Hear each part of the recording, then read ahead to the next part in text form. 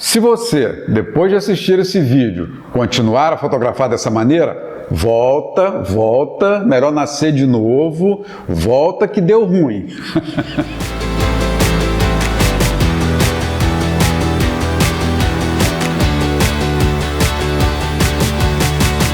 Olá, eu sou Orestes Locatel, fotógrafo, mas podem me chamar só de Locatel. Sejam bem-vindos ao Missão Fotografia, onde eu ajudo você a desenvolver o olhar perfeito da fotografia, que é muito melhor do que qualquer técnica ou equipamentos. Hoje eu vou falar de uma prática terrível que afeta o seu olhar fotográfico e por que você deve parar com essa prática imediatamente. E vou explicar também situações em que você pode e deve usar esse recurso. Primeiro, eu gostaria de falar do que me trouxe ao mundo digital, de por que eu estou aqui falando de fotografia para vocês. Já faz um bom tempo que eu me incomodo com a quantidade de besteiras que inundam a internet sobre fotografia. Eu já estava de saco cheio de tanta bobagem dita por pessoas sem autoridade no assunto, com pouca experiência, um verdadeiro show de desinformação. Até que um belo dia, eu vendo um vídeo de uma especialista em marketing digital, eu ouvi uma frase que parecia até que ela estava falando comigo. Eu não lembro exatamente as palavras, mas ela dizia mais ou menos que se você está pé da vida, incomodado com a quantidade de bobagens que estão falando na internet sobre determinada área, uma área que você domina, que você tem autoridade, e você está muito incomodado com isso, por que não é você que está lá falando sobre esse assunto? Ao invés de ficar reclamando com os amigos, eu resolvi dar minha cara a tapa e contribuir com meus 10 centavos de sabedoria e experiência na área. Gostaram dessa parte, né? Humilde e ao mesmo tempo arrogante. Quem me conhece sabe que eu não sou nada adepto ao politicamente correto. E aqui nesse canal eu não vou ficar passando pano para a quantidade de absurdos que são ditos na internet sobre fotografia, que na minha opinião prejudicam e muito a boa prática da fotografia. A gota d'água foi um vídeo que eu assisti ensinando a fotografar com esse visor LCD na parte de trás da câmera em modo Live View. E olha que esse aqui é um visor até grande, existem visores menores ainda do que esse. Uma pessoa que se dizia profissional da fotografia, com 2, 3 anos de experiência e pasmem, mais de 200 mil seguidores no Instagram. É mais um caso de gente bem-sucedida no mundo digital, mas que não tem a menor ideia do que está falando, E na fotografia não ia ser diferente. Agora, imagine a influência dessa pessoa sobre quem está começando na fotografia. A má influência, É um absurdo. Se você já adquiriu esse maldito vício, eu te convido a assistir esse vídeo até o final, que eu vou te mostrar como essa prática dificulta e atrapalha o desenvolvimento e o aprimoramento do seu olhar fotográfico. E, por favor, comente aí embaixo, eu quero saber a opinião de vocês sobre esse assunto. Se você, depois de assistir esse vídeo, continuar a fotografar dessa maneira, volta, melhor nascer de novo, volta que deu ruim. E aí, será que dá para nascer de novo? O primeiro motivo para você não usar a tela de LCD para fotografar é que essa tela não foi feita para isso, simples assim. Segundo, o autofoco piora muito, porque ele tem um sistema de autofoco dedicado à tela do LCD e o outro sistema de autofoco principal dedicado ao visor.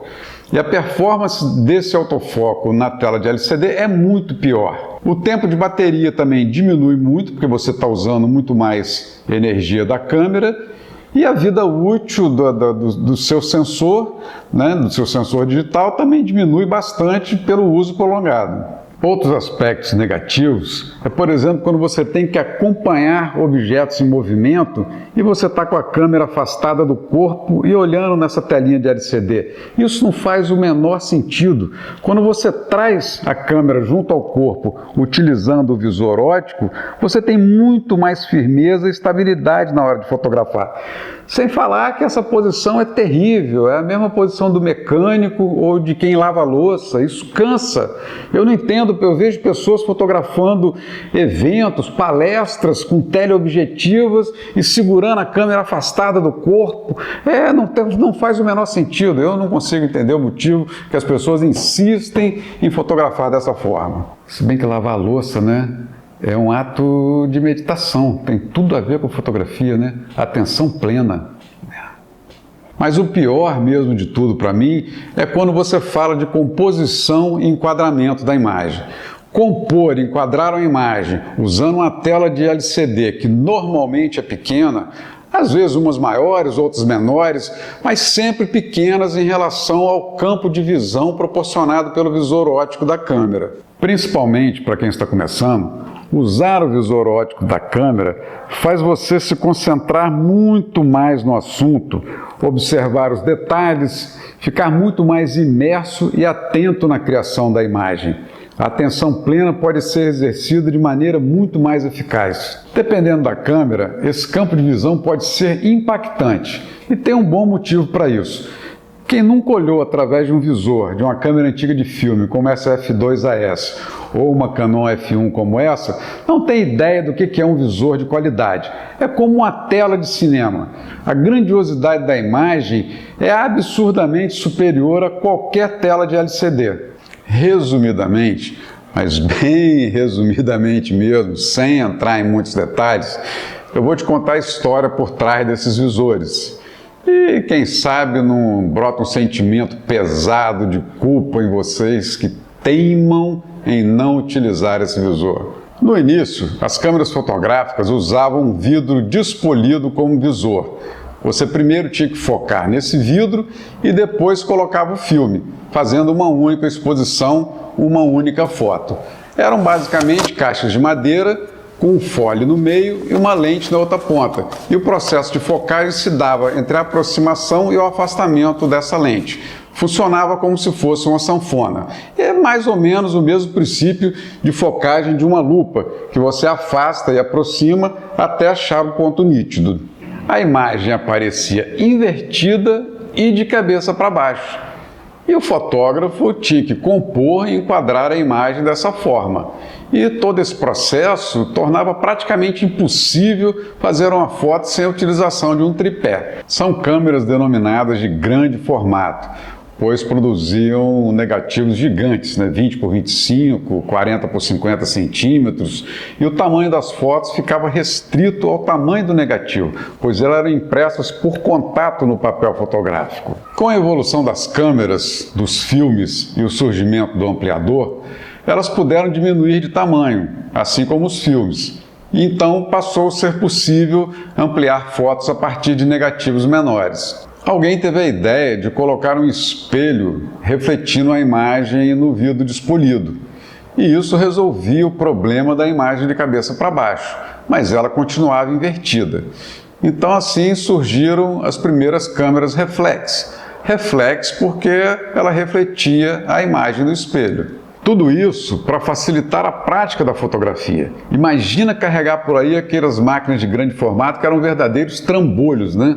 Então essa falta de mobilidade restringia muito a criação fotográfica. Vieram as TLRs, ou Twin Lens Reflex, ou reflex de objetivas gêmeas, que elas basicamente usavam duas lentes, uma só para refletir a imagem no vidro despolido e a outra que era usada efetivamente para capturar a imagem no filme. As mais conhecidas foram as Mamias e as Chicas, mas certamente a mais famosa delas foi a Rolleiflex. Veja que essa câmera tem as duas lentes, a de cima que é usada para refletir a imagem no despolido, existe aqui um espelho a 45 graus que reflete a imagem do despolido, e a outra lente que é usada efetivamente para capturar a imagem no filme. Veja que o processo de focagem dessas câmeras continua ainda pelo mesmo processo de afastamento e aproximação da lente em relação ao filme. E ainda existia o visor esportivo, que como essa câmera não resolvia o problema da inversão da imagem, da direita para a esquerda, você, para acompanhar um objeto em movimento, você tinha que mirar e usar um visor que é praticamente uma mira para você acompanhar o movimento. O enquadramento não era perfeito, mas era o que podia ser utilizado na época. E aí alguém teve a ideia de colocar um espelho entre a lente e o filme. Só que precisou de criar um mecanismo para que esse espelho pudesse ser levantado durante a exposição. Aí a segunda lente das câmeras TLR puderam ser eliminadas, então surgiram as primeiras SLRs, ou Single Lens Reflex, ou reflex de objetiva única. Primeiro vieram as de médio formato, como essa Bronica aqui. Você pode ver, é só uma única lente, ela tem um espelho que eu vou mostrar, que reflete a imagem aqui no visor. E você pode ver o espelho em ação. Quando você aciona o obturador e dá o clique, o espelho levanta e a imagem pode passar diretamente para o filme. E depois, obviamente, as 35mm, como essa Nikon, que eu já deixei aberta aqui, para vocês verem como o espelho levanta e a imagem pode chegar até o filme. E finalmente, para poder resolver o problema da imagem invertida e o fotógrafo enxergar exatamente a imagem que seria capturada pelo filme ou sensor digital, acrescentaram um pentaprisma ao visor. Como o nome já diz, pentaprisma é um prisma de 5 lados e que corrige o posicionamento da imagem. Não vou entrar em detalhes, senão vou ter que dar uma aula de física. Se bem que eu era bom em física, hein? Esse sistema ele funciona da mesma forma até hoje, nas SLRs e nas DSLRs, que são as SLRs digitais. O visor funciona exatamente da mesma forma, tanto numa câmera como na outra. Agora eu vou te mostrar como o pentaprisma é encaixado sobre a câmera. Eu tenho aqui essa Canon F1, que é uma câmera de filme dos anos 70, e ela permite a remoção do pentaprisma. Você vê que aqui tem o despolido e o pentaprisma, que é esse bloco de cristal, né? Uma peça de engenharia muito precisa, né? Você imagina o custo envolvido na produção de um pentaprisma como esse, né? Agora eu vou te mostrar o pentaprisma de uma câmera de médio formato. Eu tenho aqui um pentaprisma de uma Hasselblad desmontado, então você vai poder ver como ele é por dentro. É um bloco sólido de cristal. Então você imagina o custo envolvido na produção de um instrumento de precisão como esse. Pare um minuto e pense em toda a tecnologia envolvida na criação de um visor como esse. Complexo, nítido, claro. Esse pentaprisma ele é responsável pelo espaço onde você vai criar a sua imagem. Ele é o delimitador daquilo que você foi capaz de enxergar com o seu olhar. É dentro desse espaço que você vai fazer suas escolhas fotográficas. E aí você troca tudo isso por uma telinha de LCD atrás da câmera. Isso não faz o menor sentido, nunca fez. Mesmo no início das câmeras digitais, em que o campo visual do visor ele era pequeno, mesmo assim ele sempre foi muito superior a essa telinha de LCD atrás da câmera. E aí, Locatel? Quando que eu posso e devo usar o visor LCD para fotografar? Bom, basicamente, quando você não conseguir colocar o olho no visor da câmera.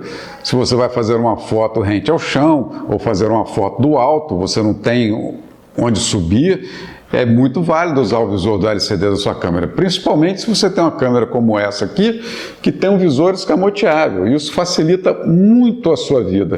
Mas, no geral, eu não indico o uso do LCD para mais nada.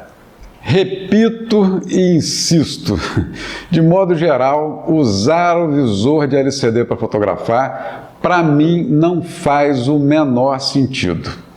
E vocês, lembram de alguma vantagem em se usar o visor de LCD para fotografar? Comentem aí embaixo, comentem, quero saber a opinião de vocês. Ah, e antes que os haters comecem a agir, eu gostaria de lembrar que aqui é a minha opinião, baseado na minha experiência e no que eu acredito que vai ajudar a você desenvolver o olhar perfeito na fotografia. E antes que eu me esqueça, aprenda com quem faz.